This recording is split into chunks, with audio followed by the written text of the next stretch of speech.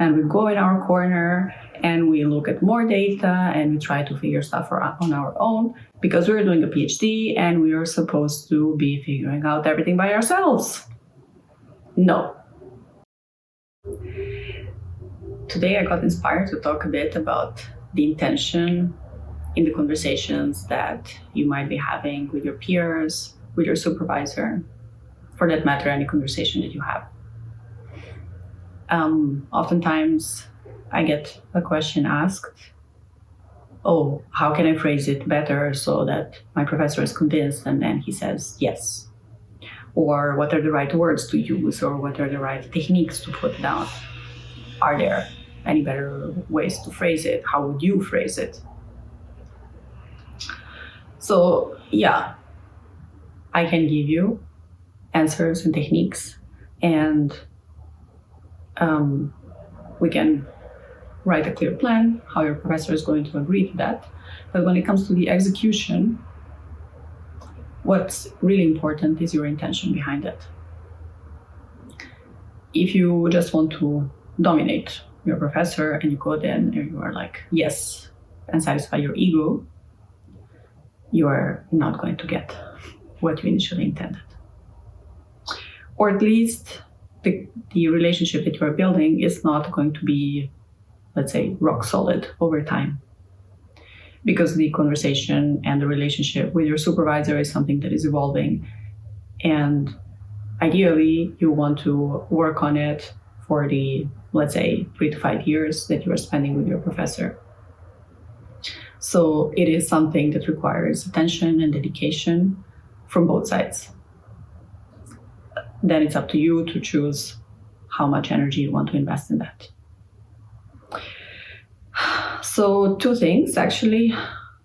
First one is being scared of asking exactly what you want. So for example, you exactly want to ask the professor to provide you feedback on a chapter or thesis that you wrote.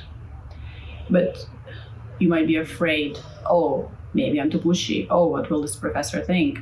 Oh, whatever the thought comes in your head that makes you not write exactly what you want, if it's via email, for example, or not say exactly what you want, if it's in a conversation with your professor. But instead of that, you navigate around it and you try to wrap it up so it looks nicer. So your brain thinks, oh, I'm less pushy, or whatever it was the initial thought that was in your head. And you manage to convince yourself that now it looks better. So I would encourage you to say exactly the thing that scares you. Because that's exactly the essence of the conversation that you want to have.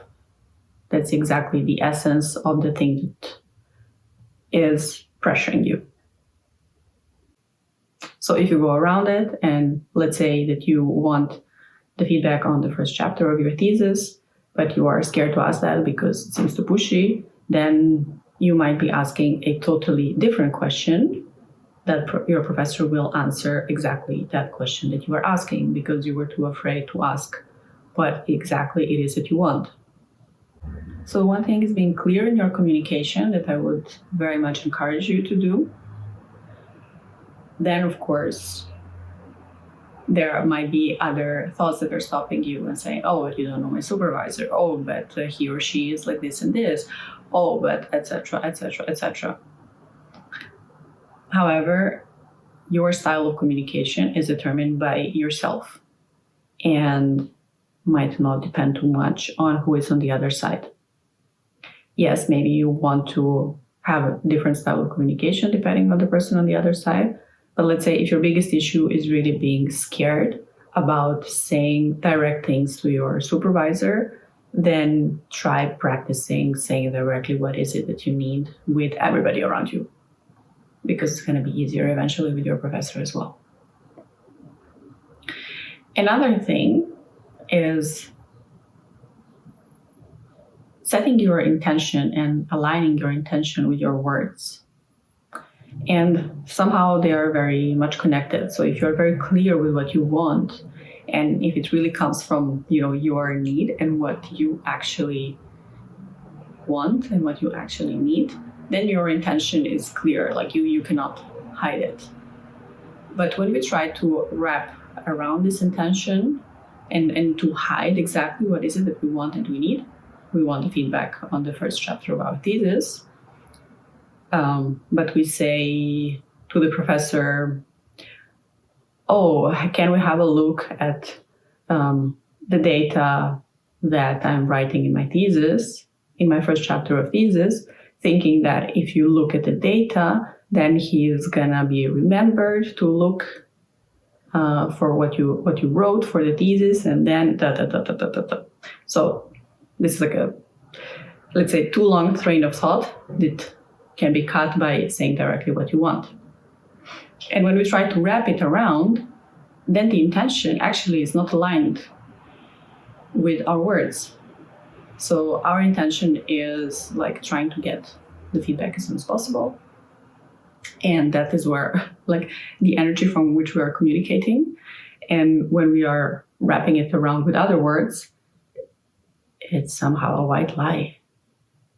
It is somewhat being dishonest. And also, if you are then being dishonest with yourself and there's a discrepancy between your words and your energy and intention, you are also going to be frustrated slightly because you are not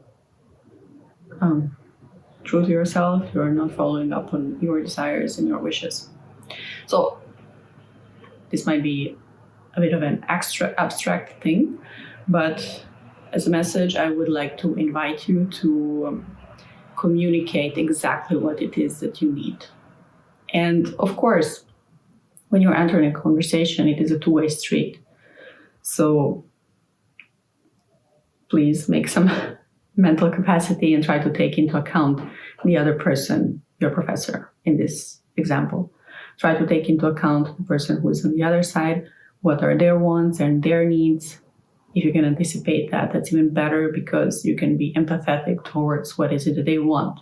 So if your professor did not give you feedback on the first chapter of your thesis, you can already imagine that he did not have the time to look at it because he was on a conference last week, or because he forgot, or because he was swamped with other work, or whatever it was. However, this should not stop you. So these are all the reasons that might be on the other side, and you are considering them and taking into account, but still you want to find out which one of those reasons is it exactly? Maybe it's another one that you are not aware of. And ultimately, when you find out which reason it is, then you want to agree on, okay, what is the next step? Because just finding out the reason is one thing, but then going beyond that reason is what it is that you want and you need. So please, don't stay alone in your head.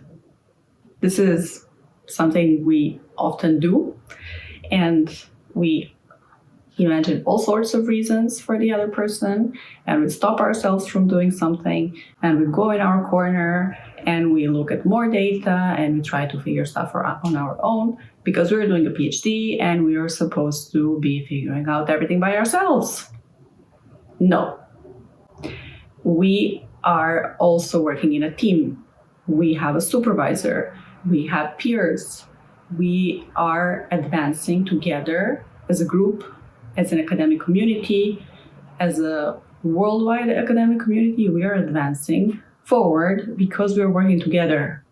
It was not one person that invented the whole history of science and the whole science as it is today, but it was this common effort of billions and billions of people. So you owe the academic community to be a part of it. You owe to yourself to ask for help when you need it, and you owe to yourself to be happy and be joyful in this PhD.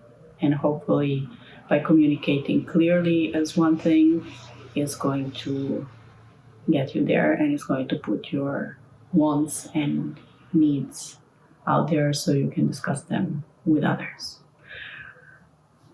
Tell me how it goes, and I wish you all the good luck.